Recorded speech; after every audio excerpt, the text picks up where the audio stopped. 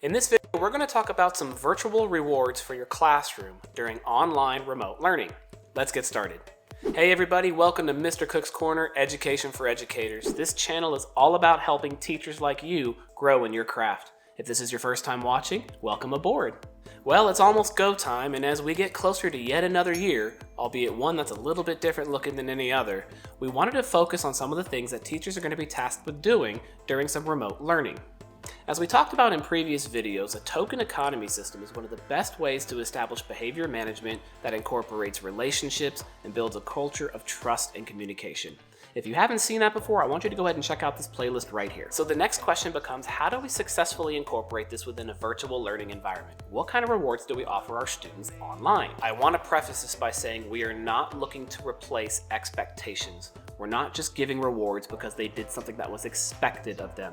This is only set in place for things that students do to go above and beyond. They could be whole class rewards, or they can be individualized. That's up to you as a teacher to establish. So with that being said, let's jump right to it and check out 10 awesome behavior management rewards. Number one is to monitor your mute button for an entire Zoom or Google Meet session. It's something that doesn't take a lot of setup to do, and you can do this an unlimited amount of times, and it requires minimal work on your end. Building off of that, number two is hosting the actual meet for 5 to 10 minutes. This can be as simple as giving them the agenda ahead of time or letting them read off a PowerPoint slide or a Google slide that you're using. Either way, it's a great way to have the student be in charge and earning it in a very easy way. Number three on our list would be a little bit harder to earn, but it's definitely worth it for the students, and that's some one-to-one Zoom time with the teacher. Now, of course, this would need to be supervised. You would need an adult on one end or a second teacher to monitor the meet just to ensure that you're following all the privacy rules, but this would definitely be something that students would aim for right off the bat. Number four is a little bit more playful, and it definitely takes a teacher who's lighthearted and carefree, and that's to have a student teach a TIK-TOK dance. Students love being silly and they love moving their bodies around, and this is just a really easy way to increase the engagement in class and to bring a little bit of fun into it, as well as doing a fun brain break. Number five is to let a student host a FLIPGRID topic. There are about a million ways you can use FLIPGRID, and this is just another one of them to let a student come up with a fun, silly, but appropriate way to ask questions, and then the rest of the class can go in their spare time and videotape their answers. You can revisit it the next day, and then the next person will get to host once they've earned it. It's a really simple, easy thing to do, but it's a lot of fun. Before we jump into the second half of our list, I want to remind everybody out there that these rewards vary in difficulty to achieve. Some are going to be really easy to do and they can earn them once a week, and some are going to take a little bit longer to earn. That's up to you as a teacher, but if you need help with that, again, go back to that playlist on my token economy series, specifically number 2, to help you get set up with how often should we give these rewards and how much should they cost. Okay, let's get back to it. Number 6 would be to have a just for fun Kahoot or quizzes. If you go into their online marketplace, you can look up tons of online quizzes that are hosted on both platforms that have nothing to do with school. There are quizzes on superheroes, video games, movies, music. You can find them super easily, and they're a lot of fun for kids to do, and it doesn't take but a few seconds to set up. Number 7 is to give away stickers, both online and in person.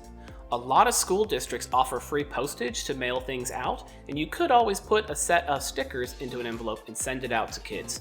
Obviously, you would communicate with parents ahead of time to let them know that this was coming, but some districts do offer this as a free resource.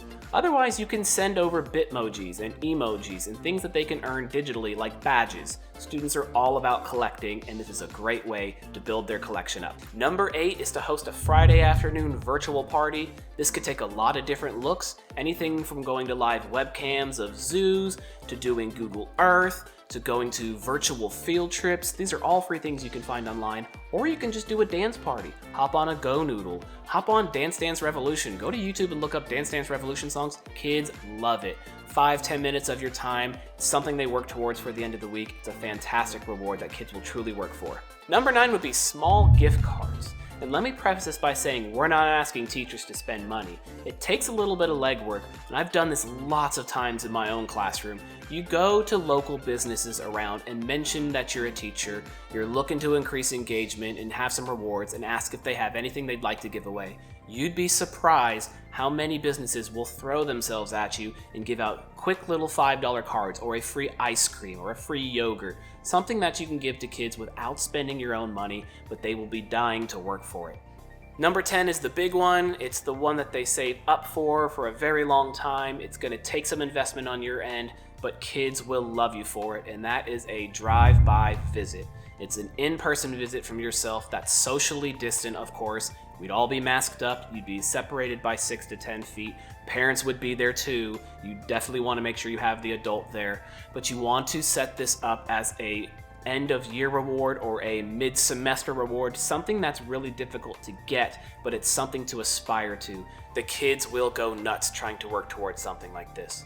So there you have it, 10 great ideas, but I know there's even more than that, and I want you to post in the comments below, what are you doing in your classroom? Let's share with each other and build this list up even bigger. In the meantime, we got some great videos right here for you to watch, so go ahead and keep that journey going, and we'll see you next time at Mr. Cook's Corner. Bye!